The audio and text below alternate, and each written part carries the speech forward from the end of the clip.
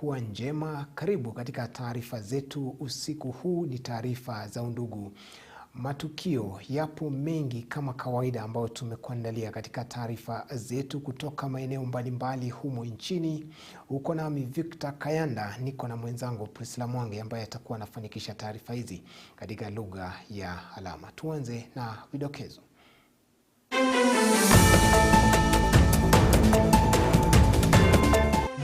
$7.6 billion in the dollar for absorption to permanent and pensionable for almost 8,500 staff.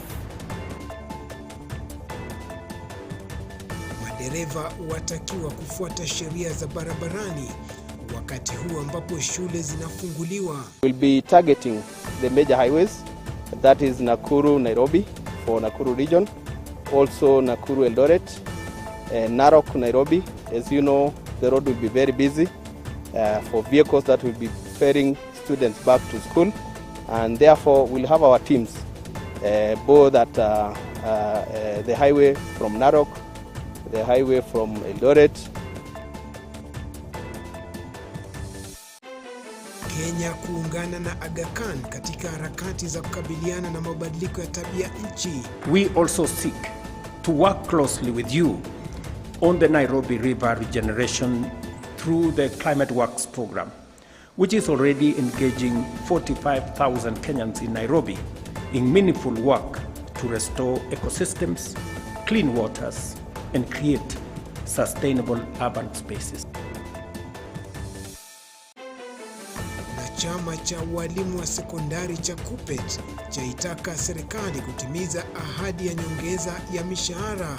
I'm requesting the government to see a way of relooking, to reopen, even if they cannot reopen, to see a way of cushioning the classroom teacher and see a way of harmonizing the job groups.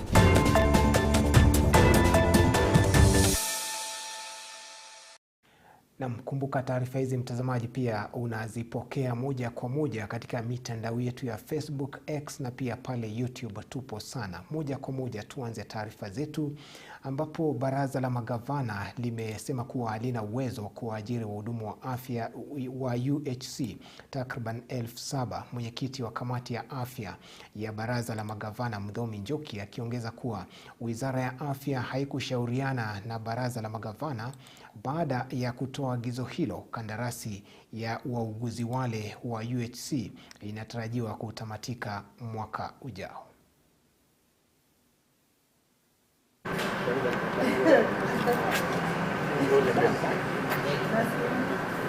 The UHC staff are still working. They are on duty in various facilities, both in the county and the national government facilities, and their contract is ending next year in May. It is only that they have been clamoring for permanent absorption, which definitely they want halfway between the end of the contract and definitely the renewal. But we are saying we need to be ready for them before May next year. We cannot wait for May next year and then you start running around as if we did not have time. We have the time, but we have to do it right. It is not possible for us to absorb this UHC staff in September in permanent and pensionable basis. We need resources to be able to absorb them to permanent and pensionable terms. We need 7, which is a summit. It is part of summit resolution, which is a summit. It is part of summit resolution of about 2 years ago. They just need to honor it and we are good to go. Kwingineko ni kwamba Rais William Ruto ameweka wazi kuwa taifa la Kenya litaungana na familia ya Aga Khan kwenye juhudi za kukabiliana na mabadiliko ya tabia nchi, haswa kwenye usafishaji wa mto Nairobi.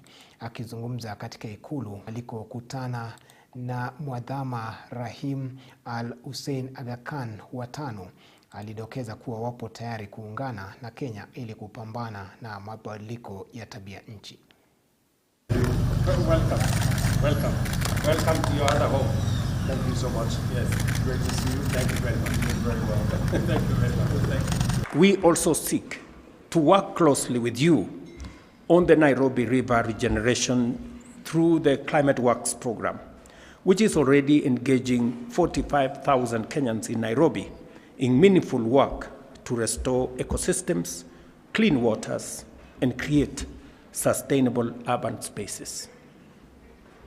This is another program, Your Highness, which is close to our hearts, because apart from cleaning the river, expanding and deepening the river, and the program is also meant to build social housing, to make sure that we turn the Nairobi River, which is now the backyard, into the front of what will be a modern city in Nairobi. And again, because of your environmental passion and what the Aga Khan has been able to do in Kenya in matters environment, and your leadership in that space, I believe there is scope and room for us to work together in that space.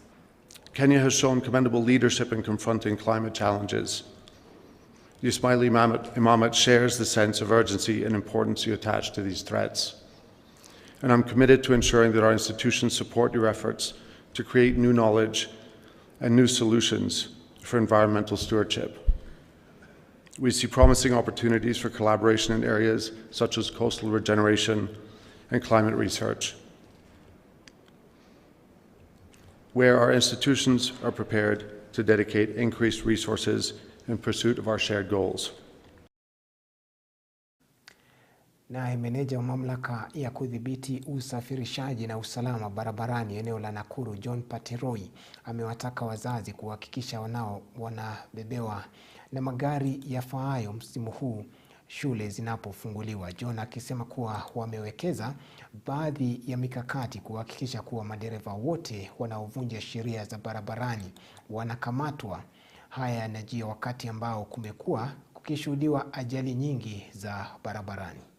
Wakati ambao kumekuwa kukishuhudiwa ajali nyingi barabarani, mamlaka ya NTSA imeweka wazi baadhi ya mambo ambayo yanapelekea ajali hizi kuongezeka, ikiwemo ongezeko la magari mbovu barabarani. During this month of August, we have had a lot of accidents on our roads, and the findings were that there are various issues that were contributing to these crashes. One is the issue of roads, what we call engineering. Number two is the behavior of our drivers. Number three is the mechanical status of our vehicles that are on the road. And we are trying to actually accommodate all the two issues here to see that the vehicles are serviceable and they are in good condition. Talk to the drivers to make sure that we bring that behavior change and try to instill that discipline which is needed on our roads. Akizungumza kwenye hafla ya kukagua magari ya kubebea wanafunzi wakati huu wanapofungua shule, meneja wa NTSA Nakuru John Pateroi amedokeza kuwa wapo tayari kuhakikisha kuwa wanafunzi wanafika shuleni salama, kwani wamewekeza baadhi ya mikakati ya kupambana na magari yanayovunja sheria wakibeba wanafunzi. We'll be targeting the major highways, that is Nakuru, Nairobi for Nakuru region, also Nakuru, Eldoret, Narok, Nairobi. As you know, the road will be very busy for vehicles that will be ferrying students back to school, and therefore we'll have our teams both at the highway from Narok, the highway from Eldoret, and towards Nairobi, so that we make sure that we don't allow unlicensed vehicles to carry students. John amewarai wazazi kuhakikisha kuwa wanao wanabebwa na magari yanayofaa, huku umma ukishauriwa kuripoti magari yanayovunja sheria za barabarani. We also urge the public that in case you come across vehicles that are violating these particular rules, please share the information with our police, share with the NTSA. Also to the parents, we urge them to make sure that their students, their kids board the right vehicles. Please make sure that you ensure that the vehicle that is being used by your kids to go back to school is safe and licensed and it complies with the regulations. Aidha, madereva wameonywa kutovunja sheria za barabarani kwani sheria itachukua mkondo wake dhidi yao. So I'm appealing to the road users, especially motor vehicle drivers, to be cautious. Follow traffic rules. This exercise is continuing. It is a continuous exercise that will go on until we make sure our roads are safe. Please, drivers, not only on vehicles, even tuk-tuk, even boda-boda, all drivers. Mary Kialo, Undugu TV. Mama wa Taifa Bi Rachel Ruto amezindua zoezi la utumizi wa nishati safi katika harakati za kupika na inayotarajiwa kuwasaidia wanaopika jikoni kuepukana na madhara yanayohusishwa na moshi. Zoezi hilo la kutumia nishati safi mmoja anapopika pia inatarajiwa sana kupunguza uharibifu wa mazingira. The Plan 2025-2034 is officially launched by Her Excellency, the First Lady, together with the County Government of Kilifi. Clean Cooking Energy Policy. Makofi tafadhali. In this county of Kilifi alone, the national government under President William Ruto has allocated in the past financial year some 2.1 billion shillings to connect some 21,000 households, extra households, to electricity. I'm delighted to join you today for the 6th edition of the Clean Cooking Week. Clean cooking is about dignity and safety in the everyday life of a Kenyan family. It is about a mother no longer cooking in smoky fireplace that endangers her health. It is about a child studying in the evening without inhaling harmful fumes. It is about families saving time and resources, freeing women and youth to pursue education and their enterprising ambitions. This vision is at the heart of Kenya's affordable housing program, where clean cooking gas lines are being integrated into new homes. Mothers who have embraced clean cooking, they now prepare meals without fear of smoke amid smiles of children who grow up healthier and stronger. This transformation is not happening in isolation. We are undergoing significant